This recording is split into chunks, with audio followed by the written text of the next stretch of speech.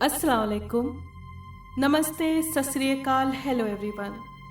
स्वागत है आपका हमारे यूट्यूब चैनल पर। 13 जुलाई 1967 की काली रात थी। सड़क के दोनों तरफ लगे बल्ब रोशन थे। टैक्सी की हेडलाइट्स कोलतार की चिकनी सड़क पर आड़ी तिरछी लकीरें बनाती रेंग रही थी। टैक्सी ड्राइवर मध्यम सुरों में कोई फिल्मी गीत सीट पर गाता टैक्सी घर की तरफ लिए जा रहा था। आज वो बहुत खुश था क्योंकि आज उसे रोज़ से कुछ ज़्यादा आमदनी हो गई थी। सड़क वीरान हो चुकी थी। कभी कभार कोई टैक्सी गुजर जाती तो वो गुजरने वाली टैक्सी के ड्राइवर की तरफ मुस्कुराकर देखता और फिर होठों से सीटी बजाने लगता। रात के 2 बज चुके थे। टैक्सी ड्राइवर की नज़र में घर का आरामदेह बिस्तर नाच रहा था। दिन भर की थकन के बाद बिस्तर अगर पत्थर का भी हो तो जन्नत की सेज मालूम होता है।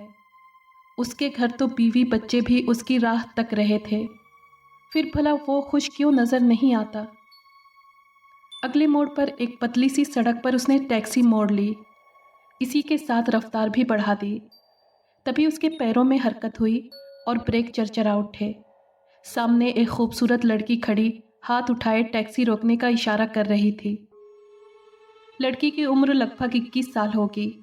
सुर्ख और सफ़ेद चेहरा, काली घनी जुल्फ़ें, सुडौल जिस्म पर सफ़ेद ड्रेस ने उसके हुस्न को 4 चांद लगा दिए थे। पहली नज़र में यूँ लगता था जैसे वो इस दुनिया की ही ना हो, बल्कि कोहे काफ से कोई परी उतर आई हो। लेकिन टैक्सी ड्राइवर को इन बातों से कोई लेना देना नहीं था। उम्मीद के बिल्कुल उलट रात के इस पहर में सवारी देखकर उसकी बाँछें खिल गईं।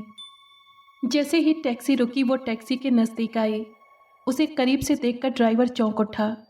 लड़की की पेशानी ज़ख्मी थी और वहाँ से खून बहकर सफ़ेद ड्रेस को दागदार कर रहा था। लड़की पिछला दरवाज़ा खोलकर सीट पर बैठ गई और उसे चलने का इशारा किया। रात के सन्नाटे में ऊँघते इंजन ने अंगड़ाई ली और एक धचके के साथ टैक्सी चल पड़ी। लड़की ड्राइवर को दिशा निर्देश देती जा रही थी।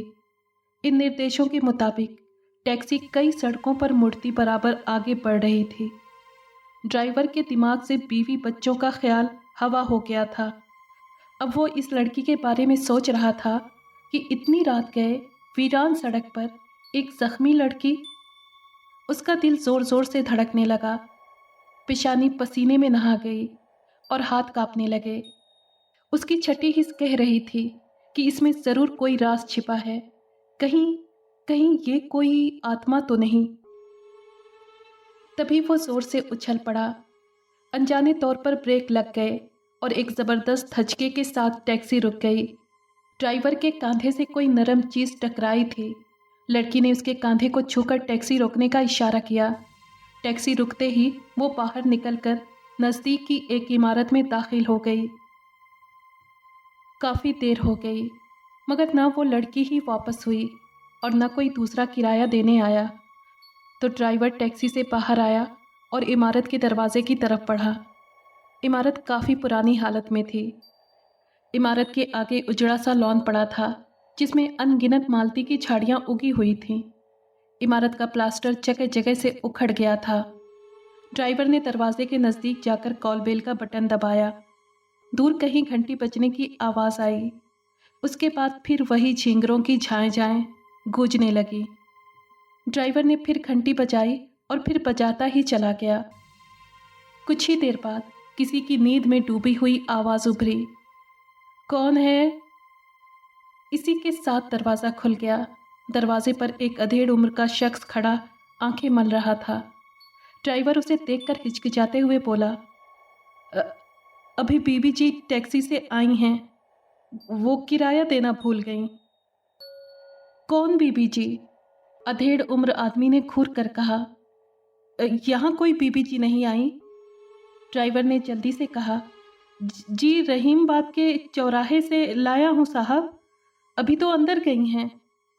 अधेड़ उम्र शख्स ने कड़क कर कहा, क्या बकता है बदमाश? यहाँ मैं तन्हा रहता हूँ, यहाँ मैं अकेला रहता हूँ। मैं एक शरीफ आदमी हूँ।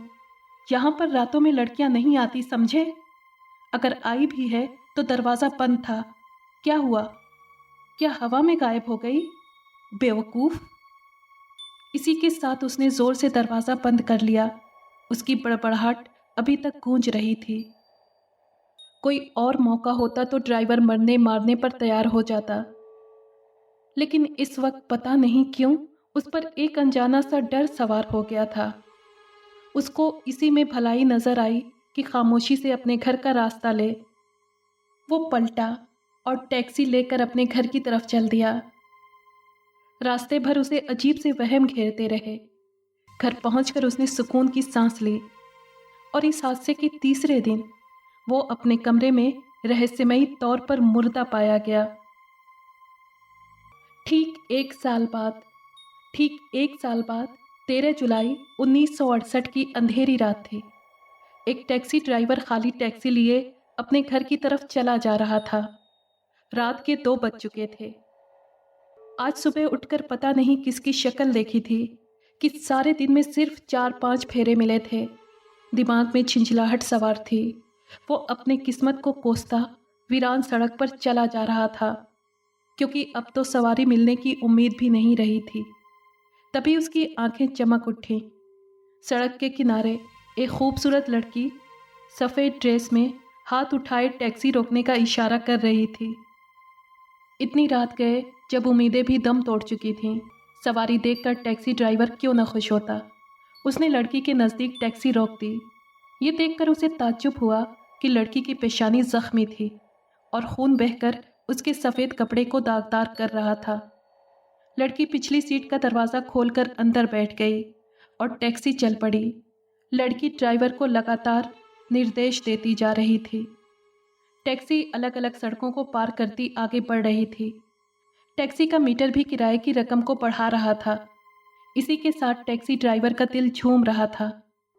एक पुरानी सी इमारत के नज़दीक लड़की ने ड्राइवर के कंधे पर हाथ रखकर रुकने को कहा। जैसे ही टैक्सी रुकी, वो टैक्सी से उतरकर इमारत में चली गई। कुछ देर तक तो ड्राइवर इंतज़ार करता रहा कि शायद कोई किराया देने आए। आखिर काफ़ी वक्त गुजर गया तो वो टैक्सी से बाहर आया और इमारत की तरफ बढ़ा। इमारत काफ़ी पुरानी हालत में थी। वो दरवाजे के नज़दीक आया और कॉल बेल का बटन दबा दिया। कहीं दूर घंटी बजने की आवाज़ आई। उसके बाद झिंगरों की झाएं झाएं गूंजने लगी। टैक्सी ड्राइवर ने फिर घंटी बजाई और बजाता ही चला गया। कुछ ही देर के बाद अंदर से नींद में डूबी हुई आवाज़ आई, कौन है?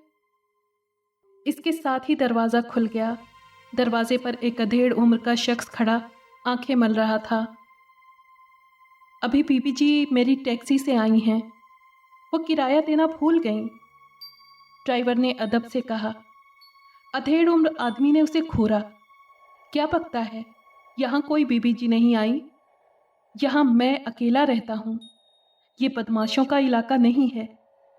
ड्राइवर को अपना किराया खतरे में नजर आने लगा। दिन भर की चिंचिलाहट से वो यूं ही परेशान था। ये सुनकर आपे से बाहर हो गया और तेजी से बोला, क्यों धांधली करते हो? अभी मैंने खुद देखा है कि इसी इमारत में दाखिल हुई हैं। सफ़ेद कपड़ों में थीं, पेशानी से खून बह रहा था। रहीमाबाद के चौराहे से आई हैं। क्या? अधेड़ उम्र शख्स चौंक उठा। सफ़ेद ड्रेस, पेशानी से खून बह रहा था, रहीमाबाद का चौराहा। क्या तुम सच कह रहे हो? आओ, अंदर आओ। अधेड़ उम्र शख्स ने उसे अंदर आने की दावत दी। ड्राइवर अंदर दाखिल होते हुए बोला, अजी सच नहीं कह रहा हूं तो क्या झूठ कह रहा हूं? अधेड़ उम्र शख्स सोच में डूब गया। क्या उस वक्त 2 बजे थे? जी बिल्कुल बिल्कुल 2 बजे थे। घंटाघर से साफ आवाज़ आई थी। और क्या? ड्राइवर ने पूरा सा मुंह बनाकर कहा। अधेड़ उम्र शख्स लड़खड़ाता हुआ अपनी जगह से उठा। अलमारी खोलकर तस्वीरों की एक एल्बम निकाली और टैक्सी ड्राइवर के नज़दीक आया। एल्बम खोलकर एक तस्वीर उसके सामने कर दी। क्या ये थी? ड्राइवर ने तस्वीर को एक नज़र देखा और बोला, जी हाँ बिल्कुल यही थी। मैंने एकदम पहचान लिया, फटाफट पहचान लिया। नहीं, अधेड़ उम्र शख्स चीख उठा और थम से बिस्तर पर गिर गया। ये कैसे हो सकता है? नहीं नहीं, ये नहीं हो सकता। एल्बम उसके हाथ से छूटकर ज़मीन पर गिर पड़ी। वो पूरी तरह से कांप रहा था। कुछ देर तक वो यूं ही पड़ा रहा, फिर सांस सही करके कांपती हुई आवाज़ में बोला, ये मेरी भतीजी ताहिरा की तस्वीर है और ताहिरा को मरे हुए 2 साल गुजर गए। क्या? टैक्सी ड्राइवर चीख उठा। ल, ल, लेकिन उसकी आवाज़ हलक में ही घुट गई। पेशानी पर पसीने के कतरे झिलमिलाने लगे। हाँ, ये मर चुकी है, अधेड़ उम्र शख्स ने कहना शुरू किया। 13 जुलाई 1966 की रात थी। मैं अपने एक दोस्त के घर से दावत खाकर लौट रहा था। मेरी भतीजी ताहिरा कार की अगली सीट पर मेरे साथ ही बैठी हुई थी। उस दिन उसने सफ़ेद ड्रेस पहन रखा था। रात के 2 बजे थे। घर पहुंचने की जल्दी में कार बहुत तेज़ चला रहा था। रहीमाबाद के चौराहे पर जैसे ही मैंने कार मोड़ी, दूसरी तरफ से आते हुए एक तेज़ रफ्तार ट्रक से कार की ज़बरदस्त टक्कर हुई। टक्कर से मैं दूर जा गिरा। दूसरी तरफ ताहिरा भी सड़क पर आ गिरी। ट्रक एकदम रुक गया और ट्रक ड्राइवर मदद के लिए हमारी तरफ दौड़ा। मैं घसीटता हुआ ताहिरा के नज़दीक पहुंचा। वो ज़िंदगी की आखिरी सांसें ले रही थी। आह, मैं वो मनहूस घड़ी कभी नहीं भूल सकता। ताहिरा का सर फट गया था और पेशानी में एक लोहे की सलाख घुस गई थी। वो खून में नहा गई थी, मगर होश में थी। मैंने ट्रक ड्राइवर से कहा कि इसे जल्दी हॉस्पिटल पहुंचाया जाए, मगर वो बोली, नहीं, मैं घर जाऊंगी। उसका हॉस्पिटल जाना बहुत ज़रूरी था, मगर वो घर जाने की ज़िद कर रही थी। ट्रक ड्राइवर ने एक टैक्सी रुकवाई और मैं उसे लेकर घर की तरफ चला, मगर अफसोस, घर पहुंचने से पहले ही उसने दम तोड़ दिया। वो मर गई, मगर उसकी आंखें खुली हुई थीं, जैसे वो घर के इंतज़ार में हो। अधेड़ उम्र शख्स रोने लगा। टैक्सी ड्राइवर का बुरा हाल था। वो घबराकर उठा और तेज़ी के साथ कमरे से बाहर निकल गया। टैक्सी लेकर वो आंधी तूफान की तरह अपने घर पहुंचा। वो हाँप रहा था। उसने सारी दास्तान अपनी बीवी को सुनाई। वो भी परेशान हो गई। तीसरे दिन ये कहानी शहर के अखबारों में आ गई। उसी दिन टैक्सी ड्राइवर रहस्यमयी हालत में मुर्दा पाया गया। अगर आपको ये कहानी पसंद आई है तो प्लीज़ लाइक और शेयर करें और कमेंट बॉक्स में अपनी राय का इजहार कीजिए। अगर आपने हमारे चैनल को अभी तक सब्सक्राइब नहीं किया है तो प्लीज़ सब्सक्राइब कर लें और बेल आइकन को प्रेस कर दें ताकि आने वाली हर कहानी का नोटिफिकेशन आपको मिल सके। शुक्रिया।